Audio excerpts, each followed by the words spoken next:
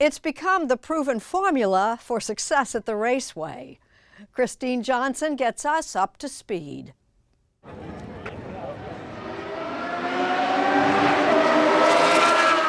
Formula One racing roared into Austin, Texas this weekend. So does that protect your ears? Yeah, it's the rush, adrenaline. It's just pumping in your heart, and you're like, yes. Formula One dates back to 1950.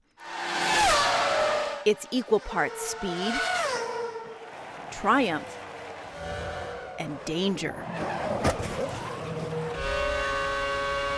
Up to 230 miles an hour, usually on tracks like the Circuit of the Americas in Austin, where later today they'll race 56 laps. What is the draw?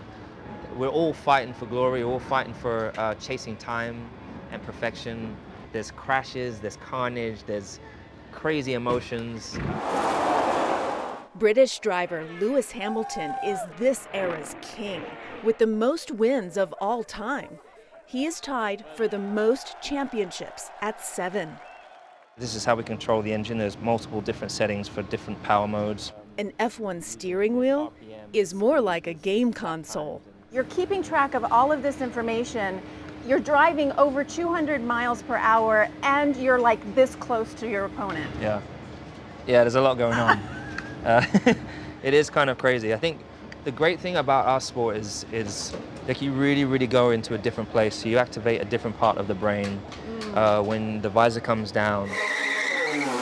2022 has been disappointing for Hamilton, with no wins so far. But he's become known for more than what he does on the track. He stands out for his sense of fashion. More significantly, he is the only black driver to ever race in F1, and he has been outspoken about increasing diversity in the sport. When I was a kid, me and my family were watching this sport, and we didn't see anyone like us, but we thought that, maybe we'll get there and we'll be able to change that. You faced discrimination when you first came into this sport. Yeah, well, I mean, through my whole life, to be honest, in England, I was told a lot to go back to my own country. There's a lot of racial abuse, both in school, but also at the racetrack. And my responsibility here is to be that thorn in the backside of any of those that are complicit, who are not holding themselves accountable, who are not doing the work. Formula One races are held across the globe. But F1 is just beginning to pick up speed in the U.S., where Austin and Miami host races. While Europeans followed F1, Americans were traditionally fans of Indy and NASCAR. With big money at stake, Formula One CEO Stefano Domenicali has worked to increase the sport's appeal. Maybe in the past there was just this attitude of being maybe too much arrogant to say this is Formula One, this is it, take it or leave it. There's an almost fighter pilot mentality. Anything can happen. He says F1 is reaching out to fans by personalizing its drivers, such as on Drive to Survive, a huge hit on Netflix. We need to stay close to them. We need to stay close to them. And this is really... You see? That's amazing. Maybe Americans haven't been so much into Formula One because there are no American drivers. Our feet, come all the way down to here. And so you're laying down, basically. Yeah, you're pretty laid out, to be honest. Meet Logan Sargeant. We'll have a seat made, which fits our body perfectly to hold us even tighter in the car. Talk about custom made. Yeah, it's fit to perfection. How's it going? Sargeant is 21 years old and races on the F2 circuit, one notch below Formula One. He's the only U.S. driver on the tour, but to get there, he had to move from his native Florida to London. I've spent my whole life in Europe, sort of, since I was 12 years old, sort of chasing this dream.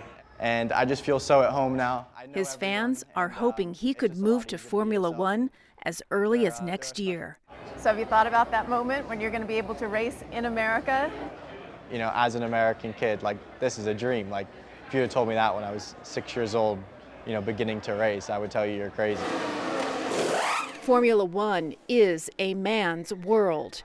Only 2 women have ever started an F1 race. And the 18 talented female drivers leading the grid. But on a new tour, the W Series, all drivers are women, including one American, the only American, Chloe Chambers. This year, I've just graduated high school in June. Chambers is just 18 years old, and racing was clearly in her blood from an early age. This is my Porsche. At 8 years old, she was racing go-karts, winning national titles. She now races for the Jenner team, as in Caitlyn Jenner. As to why there aren't more women like her in racing, It's not a matter of women not having enough talent. It's just not having enough experience. And that just simply comes from not having enough funding. to underscore that point, the W Series recently canceled its last 3 races of the year, including Austin, because an investor pulled out. They're hoping to get back on track next year. But also next year, sources confirmed to us, F1 will launch a series featuring young women drivers. What's your goal? My goal ever since I started racing is Formula One. We are going to interview Lewis Hamilton. Are you ready to go up against him? I would totally be up for going against Lewis Hamilton, yes. A challenge we had to run by the man himself. I love that. I have a feeling that he would be in total support of that, though. I love that.